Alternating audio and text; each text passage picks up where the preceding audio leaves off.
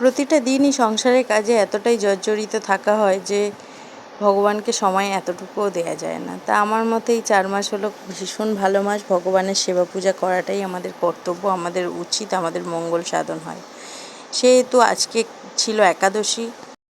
একাদশীর পরের দিন এটা পারণের সকাল থেকে ভিডিওটা শুরু করছি। সকালে ভগবানকে ভোগ দিয়েছিলাম, একটু মুড়ি বাদাম ভেজে দিয়েছি, আর সাথে 1 গ্লাস দুধ, একটু মিছরি দিয়ে ভোগ দিয়েছিলাম। আর তারপরে আমি জগন্নাথ দেবের সেই মহাপ্রসাদ পাওয়া যায় যেটা, সেটাই ছিল ঘরে, সেটা দিয়ে আর তুলসীপত্র দিয়ে পারণটা করে নিলাম। কারণ সময় আজকের পারণের সময় ভীষণ কম ছিল, মানে ভোরের দিকে ছিল, ভোর 5টা থেকে সকাল 7টা পর্যন্ত। অন্য সময় হয় কি 6টা থেকে 9টা 10টা পর্যন্ত হয়, আজকে ভীষণ তাড়াতাড়ি ছিল। আর এই মহাপ্রসাদটা অনেক দিন যাবৎ আমার কাছে আছে, কিন্তু ভগবানের কি লীলা, এই প্রসাদ কখনো খারাপ হয় না, যথেষ্ট ভালো আছে। আমি একটা কাঁচের বয়ামে করে রেখে দিয়েছি, তো ভালো আছে। তো ওই প্রসাদটা পেয়ে তারপরে একটু জল খেয়ে তারপরে নিয়ে নিলাম ভগবানকে বানিয়ে দেওয়া সেই মুড়িটা। সেই মুড়ি খেয়ে তারপরে গেছিলাম সুইমিং থেকে ফিরে এসে রান্নাবান্না করে নিয়েছি। রান্নাবান্না আজকে বেশি কিছু করিনি, হালকা পাতলাই রেঁধেছি। ভাত, ডাল, একটা ভাজা, উচ্ছে আলু সিদ্ধ, কচু আলু সিদ্ধ মেখে দিয়েছি, আর তার সাথে একটু শসা, টমেটো, কাঁচা লঙ্কা স্যালাড বানিয়ে নিয়েছি।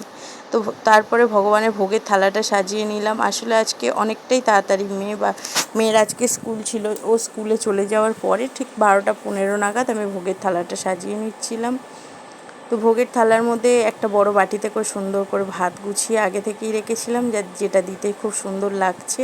তারপর শসা, টমেটো, উচ্ছে মাখা, কচু মাখা, এছাড়া ভাজা, ডাল সব রকম দিয়ে ভগবানের ভোগের থালাটা সাজিয়ে নিচ্ছি। আর ভগবানের ভোগের থালায় ওই একটু একটু করে দিচ্ছি, কারণ সব আইটেম যদি যতটা হয়েছে ততটাই যদি দিয়ে দিই তাহলে জায়গা হবে না। সেই জন্যে প্রতিটা এক হাতা করে দিয়ে দিলাম। দিয়ে ভগবানের ভোগের থালাটা যাতে সুন্দর লাগে সেই জন্য একটা ভাতের উপরে সবুজ কাঁচা লঙ্কা দিয়ে দিলাম। জানি অনেকে হয়তো বলতে পারো গোপাল কি ঝাল খায়? গোপাল হয়তো ঝাল খায় না, কিন্তু আমরা খাই। তা সেই তো সিদ্ধ খাওয়ার সময় মনে হয় একটা কাঁচা লঙ্কা কামড়ে খেলে বেশ মজা হতো, তাই সেটাই যদি প্রসাদী কাঁচা লঙ্কা হয় তাতে তো আরও বেশি ভালো লাগবে। আর তার সাথে ছিল একটু চাটনি। তো ভীষণ সুন্দর হয়েছিল আজকের অল্প সামান্য সাদামাটা ভোগের আয়োজন। তো ভগবানকে ভোগ দেওয়ার পরে অন্যদেরকেও ভোগ বিতরণ করে নিজেও সেই ভোগ প্রসাদ পেয়ে নিলাম। তো তারপরে আজকের দিনটা কাটছে ভালোই।